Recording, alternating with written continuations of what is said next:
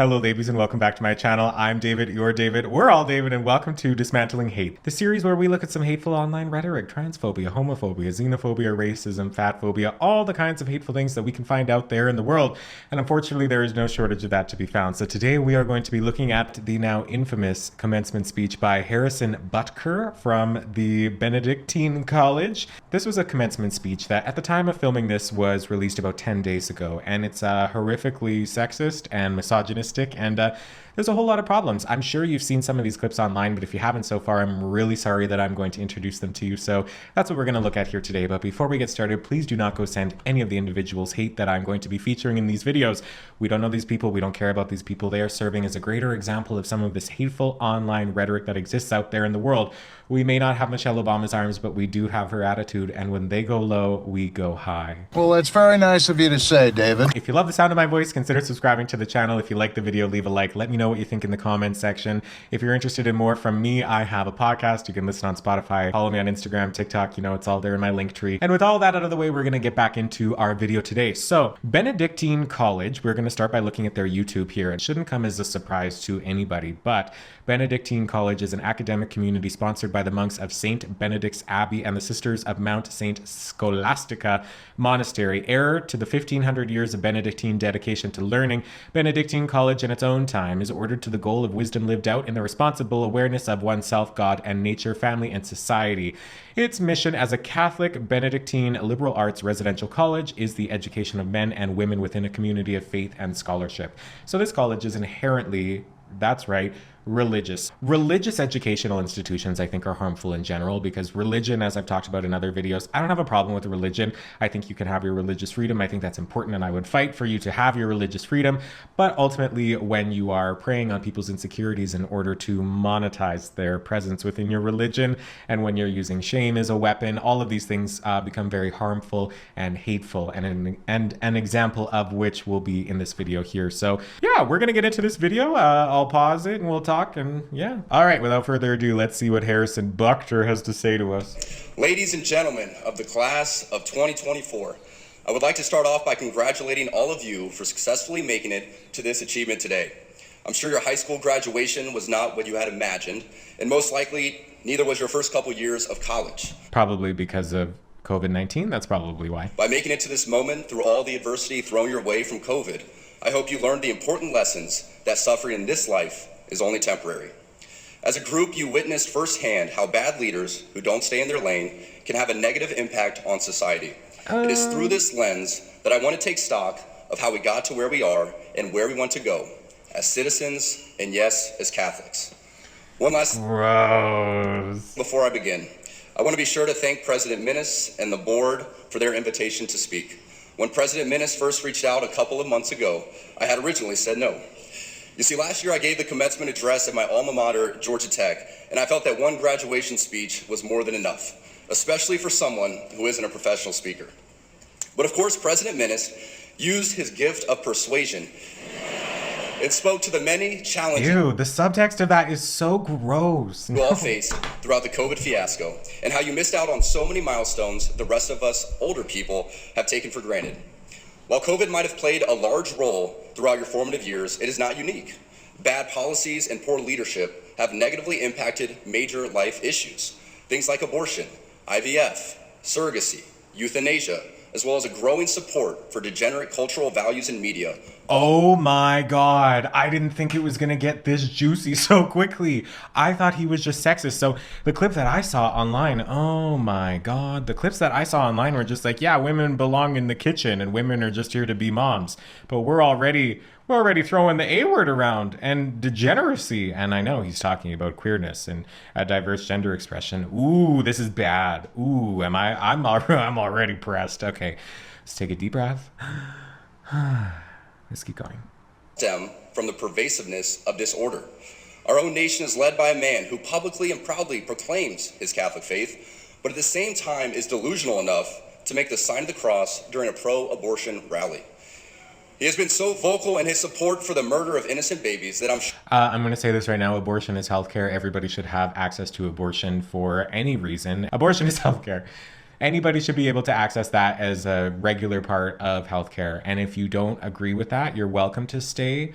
But I don't care what you have to say if you disagree with that. I think that's nonsense, especially if you are somebody who does not have a uterus. I think that's completely asinine. Hell, even if you do have a uterus, that should not be a reason for you to attempt to control other people that do. So stay in your own lane. Somebody else in your life terminating a pregnancy makes no difference to your overall life satisfaction. And if it does, you need a hobby. Go and get a hobby. That has nothing to do with you. Okay, I'm from Canada, and our federal conservative government is now slowly starting to introduce bills because they want to take away the ability for people to terminate their pregnancies in my country as well. And this has been said so many times, but taking away people's rights to access medical care in order to terminate their pregnancies, it doesn't stop people terminating their pregnancies. It stops people from terminating their pregnancies in a supervised, medically safe way.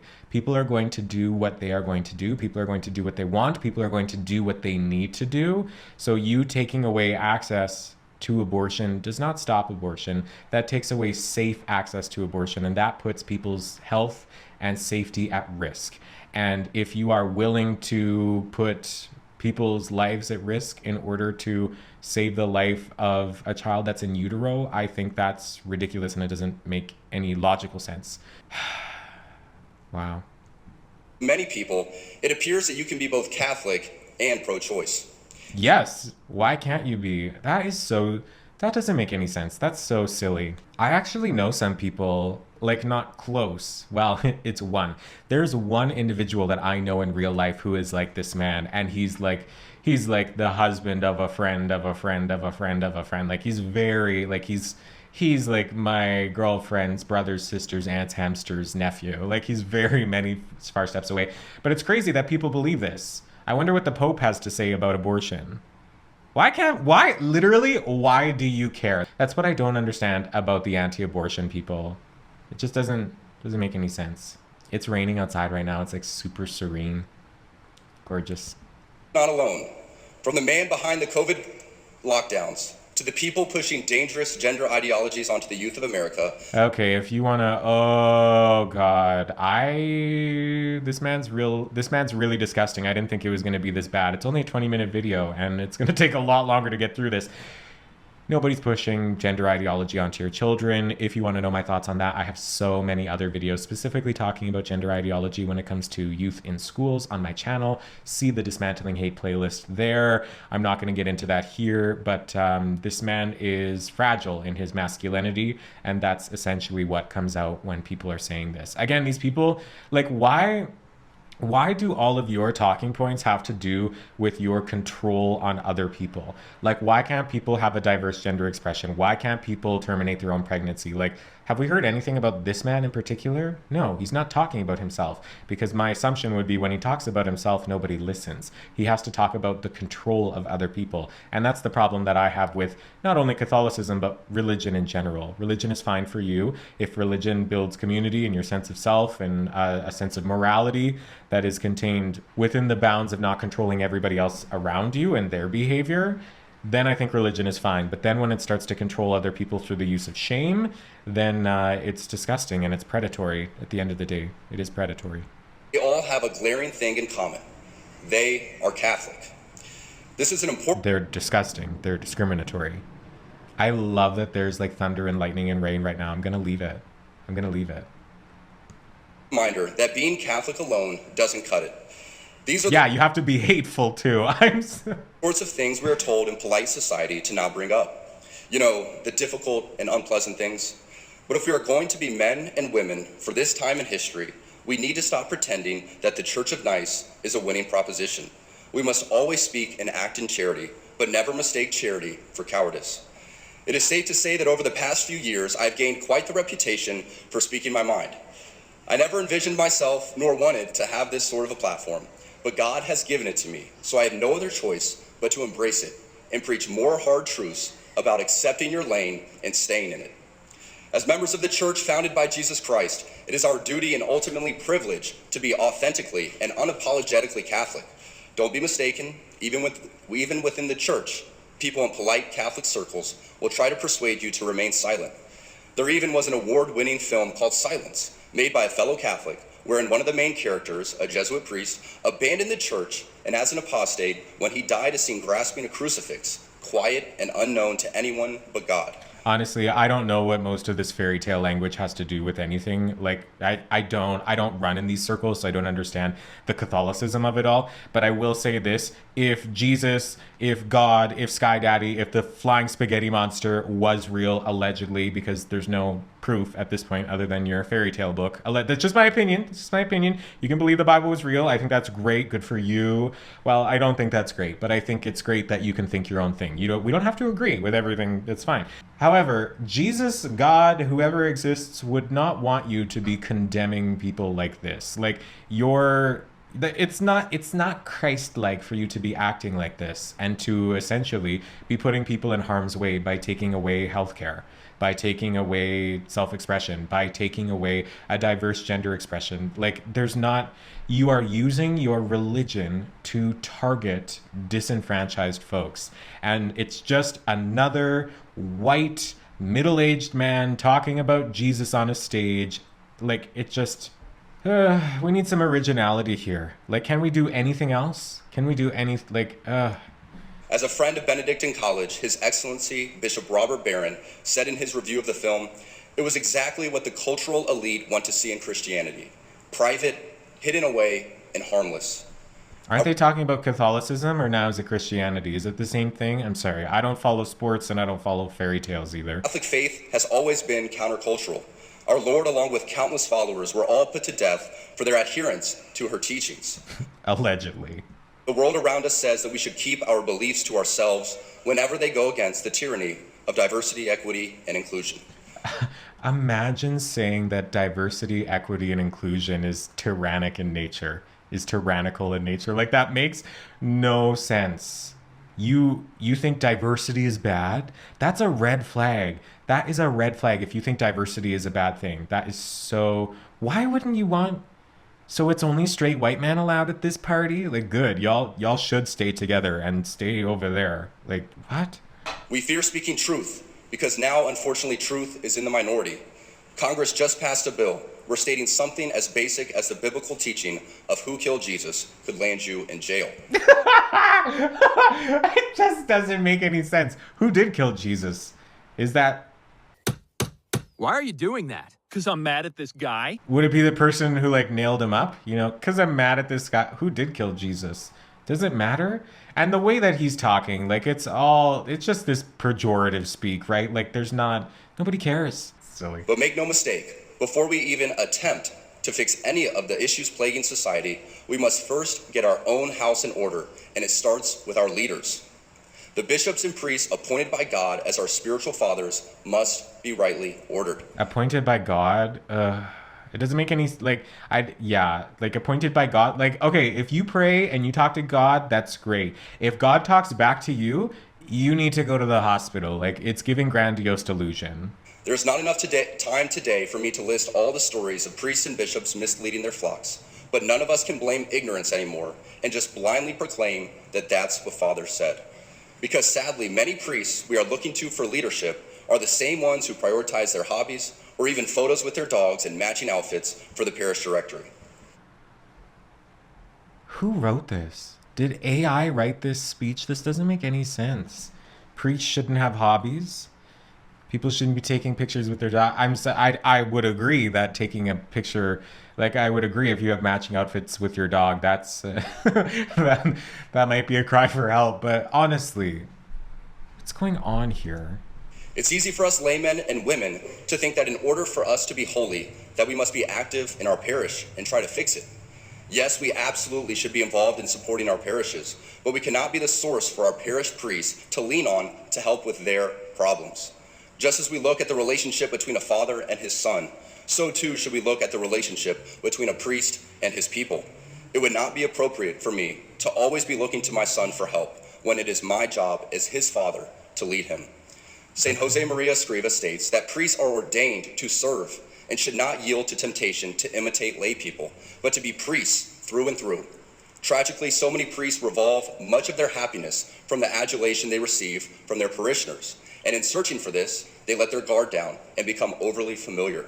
This undue familiarity will prove to be problematic every time because, as my teammate's girlfriend says, familiarity breeds contempt.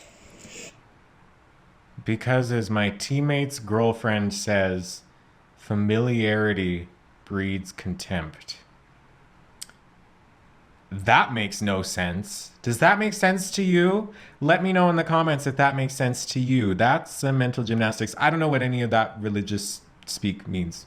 I don't know what that means. I don't care what that means. That's not why we're here, so St. Jose Maria continues that some want to see the priest as just another man. That is not so. They want to find in the priest those virtues proper to every Christian, and indeed every honorable man. Are we Christian or are we Catholic? I swear there's a difference. Is there not? I thought he was talking, yeah. Understanding, justice, a life of work, priestly work in this instance, and good manners. It is not prudent as the laity for us to consume ourselves in becoming amateur theologians so that we can decipher this or that theological teaching, unless, of course, you are a theology major. We must be intentional with our focus on our state in life and our own vocation. And for most of us, that's as married men and women. Still, we have so many great resources at our fingertips that it doesn't take long to find traditional and timeless teachings that haven't been ambiguously reworded for our times. Plus, there are still many good and holy priests, and it's up to us to seek them out. The chaos of the world is unfortunately reflected in the chaos in our parishes, and sadly, in our cathedrals too. As we saw during the pandemic, too many bishops were not leaders at all. They were motivated by fear of being sued, fear of being removed, fear of being disliked. I'm sorry, science is science and vaccines work, and this like anti-mask, anti-vax nonsense is just, it's idiotic and it's harmful. Like, it's just, you can believe, if you love Jesus, that's great. But if you think that drinking horse tranquilizer is going to help you from not getting a viral, sorry.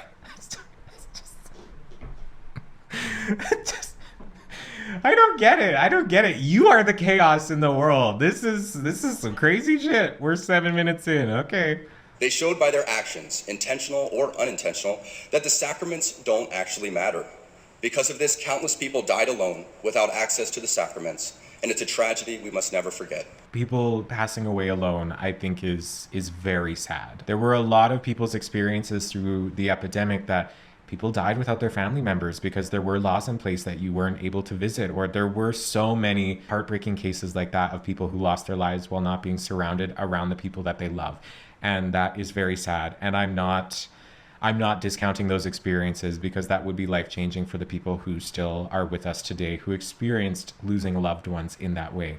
However, the fact that you weren't given your cracker and wine, bathed in his blood, the fact that you weren't given that like final sacrament, whatever, on your deathbed, I'm sorry, that doesn't matter. Maybe it mattered to that, I can't really say that because maybe it would matter to that specific person. Like, I have people in my life who would really care about that. But in the grand scheme of things, like, I think the sad part is people passing away without the presence of their loved ones, not the fact that they weren't served a cracker and wine and were bathed in his blood by some priest at the end of their life. If they had to choose getting last rites or being surrounded by the family members that they loved, I think everybody would choose their family members. So it's just, you're saying that priests should be breaking the law? So if priests should be breaking the law, where is their like moral standing? But if we're not listening to the laws, like, I understand that there are laws in place that I don't agree with either, but at what point, like, where do the morals lie? It just opens up this like huge gray area for you to be discriminatory to anybody who doesn't look and sound and act like you. Like, that's not just me being hyperbolic either. Like, he said diversity is tyrannic. He said that diversity is tyrannical. So how... As Catholics, we can look to so many examples of heroic shepherds who gave their lives for their people, and ultimately, the church. We cannot buy into the lie that the things we experienced during COVID were appropriate. Over the centuries, there have been great wars, great famines, and yes, even great diseases, all that came with a level of lethality and danger. But in each of those examples, church leaders leaned into their vocations and ensured that their people received the sacraments. Great saints like St. Damien of Malachi, who knew the dangers of his ministry, stayed for 11 years as a spiritual leader to the leper colonies of Hawaii. His heroism is looked at today as something set apart and unique, when ideally, it should not be unique at all. For as a father loves his child, so a shepherd should love his spiritual children too. That goes even more so for our bishops, these men who are present-day apostles. Our bishops once had adoring crowds of people kissing their rings and taking in their every word, but now relegate themselves to a position of inconsequential existence. Now, when a bishop of a diocese or the bishops' conference as a whole puts out an important document on this matter or that, nobody even takes a moment to read it, let alone follow it. Exactly, because who cares? It's literally just some guy. The bishops weren't hand chosen by God. If God is speaking to you, you need psychiatric help. No. Today, our shepherds are far more concerned with keeping the doors open to the chancery than they are with saying the difficult stuff out loud. It seems that the only time you hear from your bishops is when it's time for the annual appeal, whereas we need our bishops to be vocal about the teachings of the church, setting aside their own personal comfort and embracing their cross. Our bishops are not politicians, but shepherds. So instead of fitting in the world by going along to get along, they too need to stay in their lane and lead. I say all of this not from a place of anger. Like, stay in your lane. How about you stay in your lane? Like, why? It's all the double speak, right? Like, you stay in your lane. You don't have a uterus, so why do you have an opinion on abortion? You don't have a diverse gender expression, so why are you talking about that? Like, you are not... Ugh. We get the leaders we deserve. But this does make me reflect on staying in my lane and focusing on my own vocation and how I can be a better father and husband and live in the world, but not be of it. Focusing on my vocation while praying and fasting for these men will do more for the church than me complaining about her leaders. Because there seems to be so much confusion coming from our leaders, there needs to be concrete examples for people to look to, and places like Benedictine, a little Kansas college built high on a bluff above the Missouri River, are showing the world how an ordered, Christ-centered existence is the recipe for success. Yeah, because this... I can't... This is so... I'm so over this. You need to look no further than the examples all around this campus, where over the past 20 years, enrollment has doubled. Construction and revitalization are a constant part of life, and people, the students, the faculty and staff, are thriving. This didn't happen by chance. In a deliberate movement to embrace traditional Catholic values, Benedictine has gone from just another liberal arts school with nothing to set it apart. This is a liberal arts school? I don't think. To a thriving beacon of light, and a reminder to us all that thriving beacon of light. Okay, we're gonna just quickly search. It looks like Benedictine. I know I'm saying it wrong. I don't care. It looks like the Benedictine College has about 2,134 full-time undergraduates. So yeah, it's really not that many. Anyway, it's not important. I was just curious. Let's keep going. embrace tradition, success, worldly and spiritual, will follow.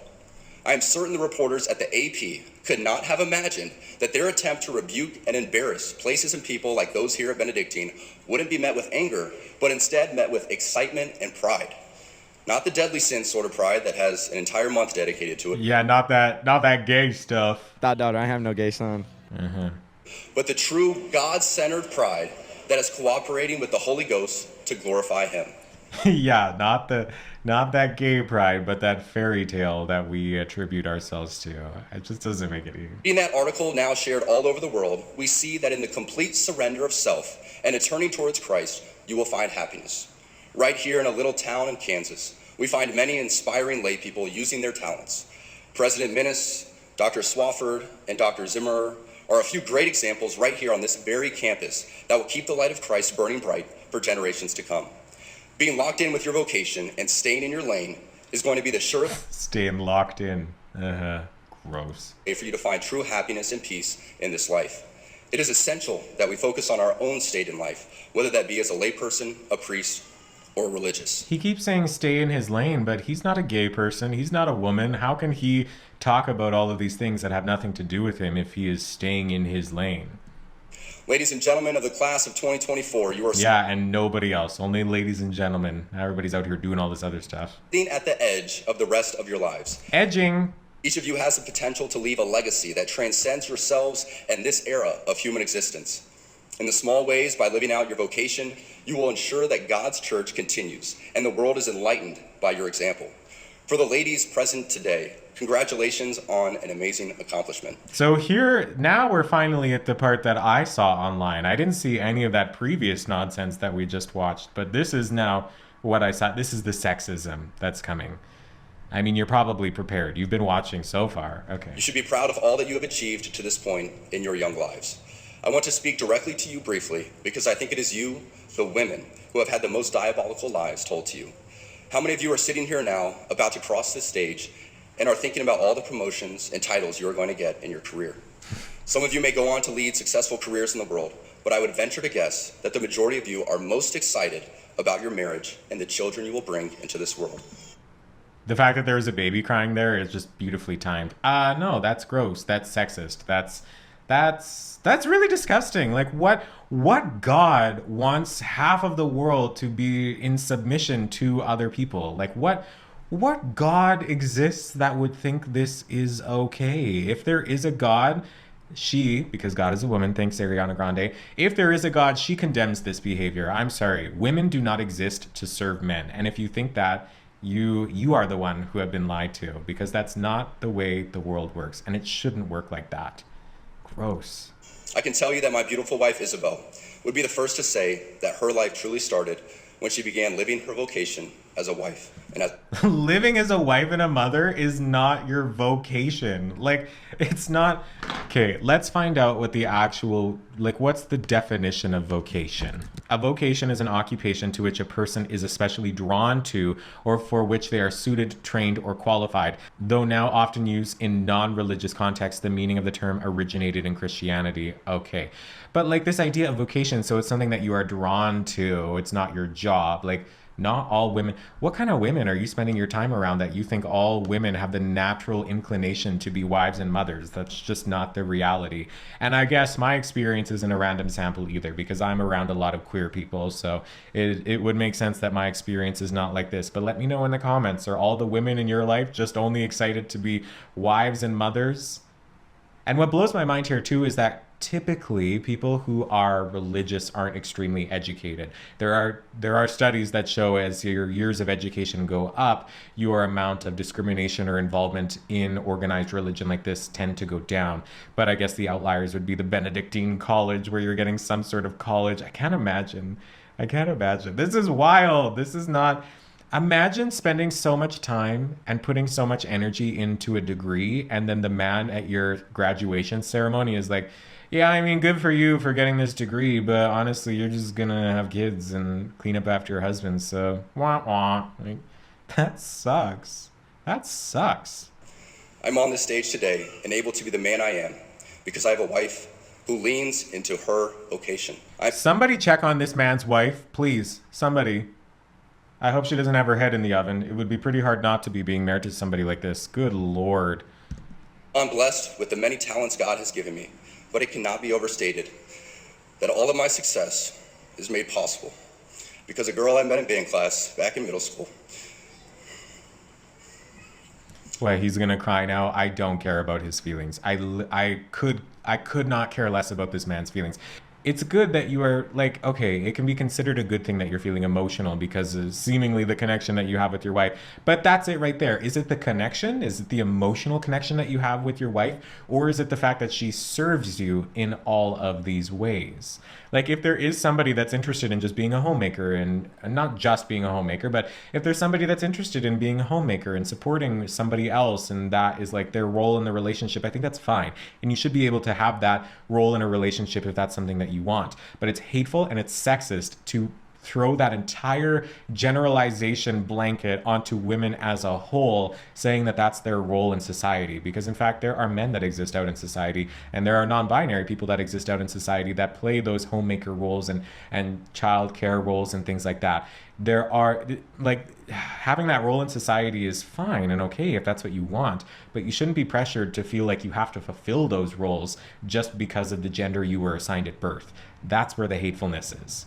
Would convert to the faith, become my wife, and embrace one of the most important titles of all, homemaker. That's disgusting. You are a pathetic man. I'm sorry. Why do you can't develop a sense of self, and you can't have a positive life experience in the world without having somebody submit to you like that? That shows to me that there is such a low amount of self-confidence and self-worth, not only with this man, but we know all, not all, I can't be the generalization like that, but I think so many religious men and so many overly religious men like this suffer suffer with such low self-esteem and they need the submission of women in order to feel better about themselves. And they need to be tearing people down and like, you exist only to support me. And that's disgusting. And if God existed, she would condemn you for that behavior. And they clap. Ugh, gross.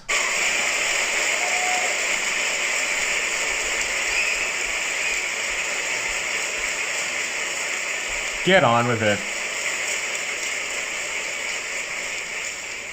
They didn't show the crowd, so that might have just been the laugh track. She's the primary educator to our children. She's the one who ensures I never let football or my business become a distraction from that of a husband and father. She is the person that knows me best at my core, and it is through our marriage that, Lord willing, we will both attain salvation. What does that even mean? I haven't read your fairy tales, so I don't know what that means. All of this to you because I have seen it firsthand, how much happier someone can be when they disregard the outside noise and move closer and closer to God's will in their life. Hi, it's me. I'm the outside noise. And if you're feeling pressured by religion, that's okay. You don't, that's fine. Religion is religion is a form of control, and it makes sense that, yeah. Isabel's dream of having a career might not have come true. But if you asked her today if she has any regrets on her decision, she would laugh out loud without hesitation and say, heck no. Well, put her on. Show us the receipts. Let's see if she's happy with her life or not. I don't, speaking for somebody else like that is kind of weird. That's so sad. Why wouldn't you want to lift up your partner as much as you possibly could so they could pursue what their goals were? That's really sad that she put herself and her livelihood aside in order to support this sad man. As a man who gets a lot of praise and has been given a platform to speak to audiences like this one today, I pray that I always use my voice for God and not for myself. Everything I am saying to you is not from a place of wisdom, but rather a place of we know, bestie. We know. Experience. I am hopeful that these words will be seen as those from a man not much older than you, who feels it is imperative that this class, this generation, and this time in our society must stop pretending that the things we see around us are normal. I would say the exact, I heard hetero, can't wait for what's coming. Yeah, and I would say the same thing to you. This is not normal. This is a cult, essentially. This is a religious cult where your behavior is controlled. It's control behavior. God. It is imperative that this class, this generation, and this time in our society must stop pretending that the things we see around us are normal. Heterodox ideas abound even within Catholic circles. For let's be honest, there is nothing good about playing God with having children, whether that be your ideal number or the perfect time to conceive. That's really crazy. So I think he said IVF, which I don't know enough about this to really talk about it, but I didn't realize that was a thing that people had a problem with. Like fertility doctors and stuff, where they like help you conceive a child or that. That's really interesting. These people are obsessed with sex and pregnancy and all of that. Like I'm not saying it about this man in particular, but it's giving perversion. Why are you so focused on sex and babies and that? Like, just chill out. Let people do what they want. No matter how you spin it, there is nothing natural about Catholic birth control. It is only in the past few years that I have grown encouraged to speak more boldly and directly, because as I mentioned earlier, I have leaned into my vocation as a husband and father, and as a man. Gross, as a man. You might be thinking, what's the motivation for not having birth control? And moreover, what's the point of having no birth control? And moreover, what's the point of not having access to be able to terminate your pregnancy as well? It's behavior control. It's then so now these women are locked into their vocations of wives and mothers, and it creates more worker bees for a world of capitalism for people to take advantage of and to monetize. You are being used in religious structures like this. They do not care about you. You are just there as somebody who can have as many children as possible to continue the cycle over and over. So there's domination because there's an incredible superiority complex that happens here. I don't think I'm better than this man, but I think that I have ideologies that are a lot less harmful to the world than this man. And I know he would argue the same thing against me, and that's okay. But I am not I'm on the human rights side. I'm not on the side of controlling behavior. I don't care what you do watching this right now. You as a human being, I don't care what you do with your body and yourself and your life as long as it is not harming anybody else. And a lot of the things that he is describing here are very harmful to a lot of people, and not like subjective harm, objective harm. Like not having access to healthcare, that is objectively harmful. Not having access to birth control, objectively harmful. Not kids being around a diverse gender identity and then being turned trans. That's nonsensical and it's subjective. I grew up around cisgendered people. I grew up around heterosexuals. Watching them and being around them didn't make me straight.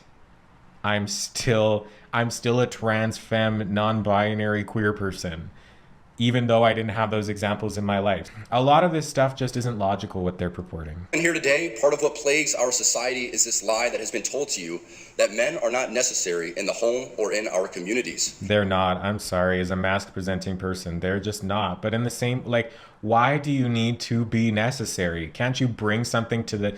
Why do you inherently have to be necessary? I'm a very come as you are person, but if you're not bringing something to the table, I don't know. Like, nobody's in...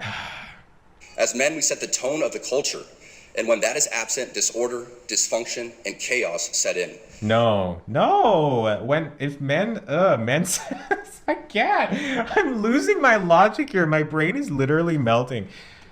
I want to live in the world. I want to live in a world that's run by women. I'm sorry, I said it. Maybe not necessarily women. I want to be in the world that is run by femme people, by feminine people. I don't care. That's just what I want. And if you look at the state of the world. Look at the state of the world right now. Our world and the history of our world was never good for everybody.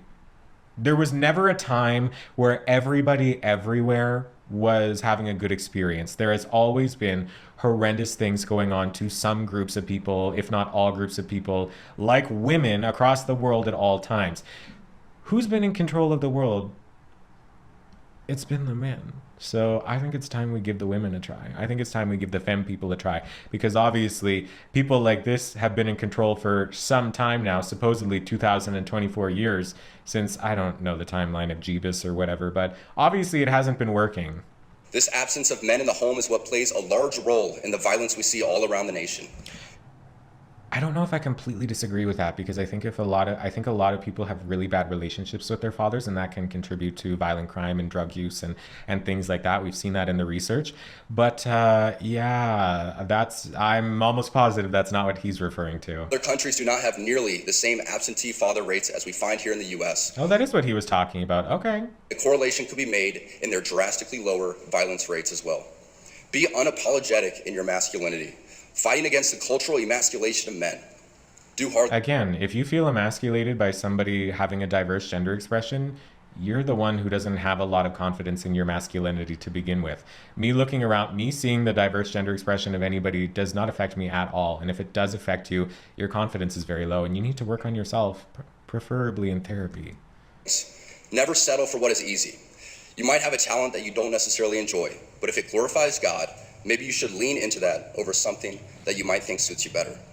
I speak from experience as an introvert who now finds myself as an amateur public speaker and an entrepreneur, something I never thought I'd be when I received my industrial engineering degree. Yeah, amateur is right. The road ahead is bright. Things are changing, society is shifting, and people young and old are embracing tradition. Not only has it been my vocation that has helped me and those closest to me, but not surprising to many of you, should be my outspoken embrace of the traditional Latin Mass. I've been very vocal in my love and devotion to the TLM and its necessity for our lives. But what I think gets misunderstood is that people who attend the TLM do so out of pride or preference. I can speak to my own experience, but for most people I have come across within these communities, this simply is not true. I do not attend the TLM because I think I am better than others, or for the smells and bells, or even for the love of Latin. I attend the TLM because I believe, just as the God of the Old Testament was pretty particular in how he wanted to be worshipped, the same holds true for us today. This is reading like a movie. Like, this seems like the Hunger Games. I'm losing, yeah. Through the TLM that I encountered order and began to pursue it in my own life. Aside from the TLM itself, too many of our sacred traditions have been relegated to things of the past, when in my parish, things such as Ember Days, days when we fast and pray for vocations and for our priests, are still adhered to. Religious fasting is just wild to me. It's absolutely asinine. If anybody's asserting that you need to be more traditional, that's a red flag. Run. BLM is so essential that I would challenge each of you to pick a place to move where it is readily available. A lot of people have complaints about the parish or the community. Behavior control. This is a cult. But we should not sacrifice the mass for community. I prioritize the TLM even if the parish isn't beautiful, the priest isn't great, or the community isn't amazing. I still go to the TLM because I believe the holy sacrifice of the Mass is more important than anything else. I say this knowing full well that when each of you rekindle your knowledge and adherence to many of the church's greatest traditions. That's a cult, Mary. That is literally a cult. Do we need to look at the bite model? That's a cult. You will see how much more colorful and alive your life can and should be. As you move on from this place and enter into the world, know that you will face many challenges. Sadly, I'm sure many of you know of the countless stories of good and active members of this community who, after graduation and moving away from the Benedictine bubble, have ended up moving in with their boyfriend or girlfriend prior to marriage. Some even leave the church and abandon God. It is always heartbreaking to hear these stories, and yeah, it's heartbreaking to see how people left our cult so we don't have control over you anymore. Desire to know what happened and what went wrong. What you must remember is that life is about doing the small things well, setting yourself up for success, and surrounding yourself with people who continually push you to be the best version of you. I say this all the time, that iron sharpens iron. It's a great reminder that those closest to us, as my girlfriend's sister's husband's Amster's ex-nephew said, making us better. If you are dating someone who doesn't even share your faith, how do you expect that person to help you become a saint? If your friend is your goal in life to become a saint? Is that the goal of Is that the Catholic goal? Is everybody becomes a saint? I don't think it's gonna be this guy. Is filled with people who only think about what you're doing next weekend and are not willing to have those difficult conversations. How can they help sharpen you? As you prepare to enter into the workforce, it is extremely important that you actually... Are you going into the workforce? Only the men. So he's only speaking to the men now because all of these women are all going to be pregnant soon. Pregnant and barefoot. Think about the places you are moving to. Who is the bishop? What kind of parishes are there? Do they offer the TLM and have priests who embrace their priestly vocation? What does the TLM mean? Okay, we're going to figure out what this TLM means. The Trinitine Mass, also known as the traditional Latin Mass or the traditional rite, is the liturgy in the Roman Missal of the Catholic Church, codified in 1570 and published thereafter with amendments up to 1962. Why are we pushing things that were written in 1570 and amended up to 300 years thereafter onto people in 2024? It doesn't make any sense. Cost of living It does make sense when you start to look at this as a cult. So be the only arbiter of your choices. For a life without God is not a life at all, and the cost of salvation is worth more than any career. I'm excited for the future, and I pray that something I have said will resonate as you move on to the next chapter. I think this speech has done the exact opposite of what this man was attempting to do, which is just beautiful. Never be afraid to profess the one holy Catholic and apostolic church, for this is the church that Jesus Christ established, through which we receive sanctifying grace. I know that my message today had a little less fluff than is expected for these speeches, but I believe in fact it was all fluff. This audience and this venue is the best place to speak openly and honestly about who we are and where we all want to go, which is heaven. I thank God. Is that everybody's goal? Is that, like, do you believe in heaven? Is that where you want to go? Let me know in the comments. I don't know. That's, yeah. Addicting college and for the example it provides to the world. I thank God for men like President Minnis who are doing their part for the kingdom. Who is Come that? to find out, you can have an authentically Catholic college and a thriving football program.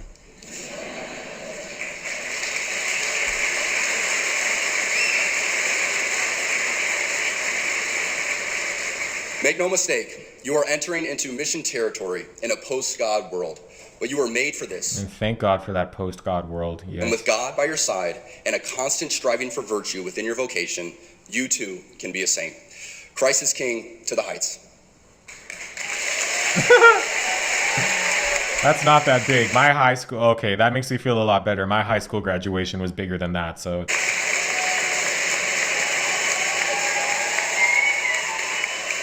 Yeah, and of course it was in Kansas. Yeah, yet another impossible watch. So, ich habe gesagt, was ich gesagt habe, which is I said what I said in German. I don't really have anything to add there. So, if you're a religious nut job, let me know in the comments. Not that I think all religious people are nut jobs, not at all. I think there are a lot of religious people that exist out in the world that are good and fine, and I think that you can be a good person while still believing in God or Jesus or the flying spaghetti monster. I cannot stop saying the flying spaghetti monster. So I think that's totally within the realm of possibility of you being a good person and also believing in heaven and God and Jesus and whatever you do, which is fine. Yeah, it's just honestly, it's a whole lot of nonsense, and I really hated that. So thanks for watching this unbearable speech with me. Let me know what you think in the comments. Consider subscribing if you love the sound of my voice. Check out my podcast. You can listen on Spotify or watch on YouTube. Follow me on Instagram at david.they or at TikTok at david_they. If you find anything else particularly heinous in the world you'd like me to react to, you can email it to me. My email address is david.they.booking@gmail.com. Yeah, that's pretty much it. I'm gonna go eat some pizza and pray for salvation, and I hope you do too. All right, girls, thanks for watching, and until the next one, goodbye.